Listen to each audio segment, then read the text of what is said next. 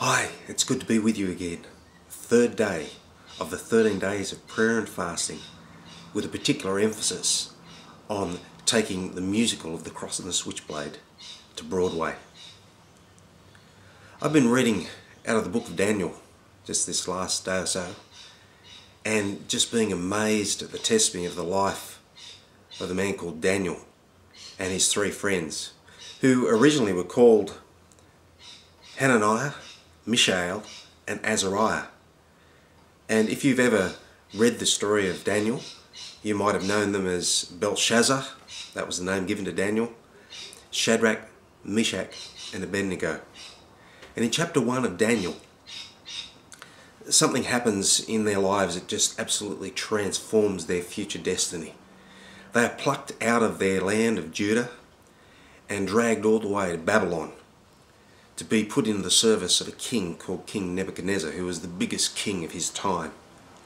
And King Nebuchadnezzar had chosen the best, only the best of Judah, to come and be assimilated into his kingdom. And he gave very clear instructions as to what was going to happen to those four particular men and any others that had come. And that was that over a period of 3 years, they would need to be fed the finest food, even the food that was served up to the king. Food and wine, whatever was cooked up for them. But Daniel made it very clear to the steward that had been assigned to look after them that they were not to follow this instruction. Now, we're talking about the biggest king there is in the world of that time. And Daniel had the audacity to say, "We will not be defiled by eating the food served up to the gods by this king. But what I would want you to do is to test us for a period of 10 days and to feed us on just simply vegetables and water. And at the end of 10 days, see how we fare, how we look in physique compared to all those others who've been eating all the finest of foods." Now, Daniel had been given favour to the steward at this time. And so the steward said, "Okay, we'll give you a shot." So for the next 10 days, Belshazzar, Shadrach, Meshach and Abednego simply ate vegetables and water, while every other person involved in that organisation at that time were dining on the best food possible that could be served up by the king. At the end of 10 days, when compared to the rest, these four stood out as outstanding. And so for the next 3 years, while everybody was continuing to dine on the finest food of Nebuchadnezzar, these four were dining on simply vegetables and water. And at the end of the 3 years, the incredible thing is, they stood out as far wiser, far superior than any of their peers, and were then given some of the highest positions in the land. So why am I sharing that story with you today? The fact is, when you do it God's way, doors will open, promotions will come, opportunities will arrive. It is so easy to do it the world's way, to do what everybody else is doing, to follow the path that everybody else is following, to take the highway where everybody else is driving rather than going the byway or trailing your own track.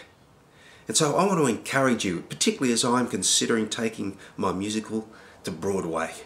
All right, I'm taking a strange way. I don't know of anybody else who's spent 13 days praying and fasting for a musical to be conducted in New York, and it doesn't matter if anybody else has done that. But I know that God has told me to do this and some other things that are quite unconventional, quite out of the ordinary. And why am I doing it? Because I've chosen to listen to what God would have me do. Just like Daniel, Shadrach, Meshach and Abednego continue to choose time and time again, because that's just one of many wonderful stories in the book of Daniel, where they chose to not compromise their faith, their belief and the directives that God gave them. And my prayer for you this morning too is that you will not compromise, that when you hear God tell you what to do, that you will go and do it. Because I've read in the book of Deuteronomy that the blessing is on obedience. And at times you might be asked to do some of the craziest things, some of the most unconventional things, some of the things that might go totally against the tide.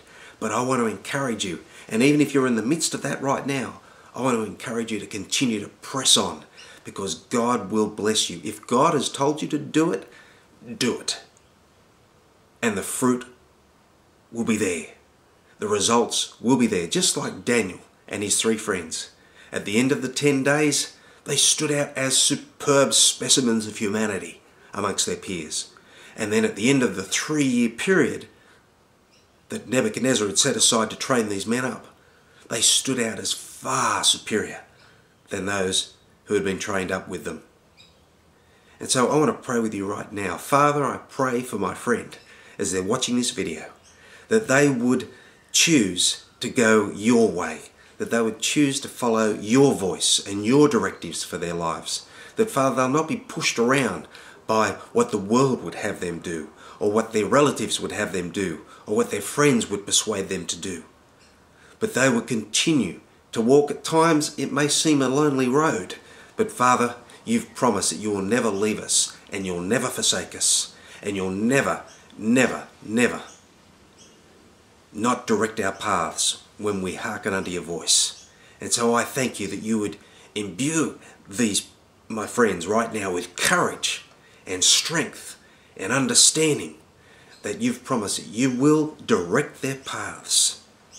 And Father, that no weapon formed against them shall prosper, and that with you all things are possible to those who believe. I look forward to talking to you again on day 4 of this exciting 13-day period of prayer and fasting that's going to transport the musical The Cross and the Switchblade all the way to Broadway.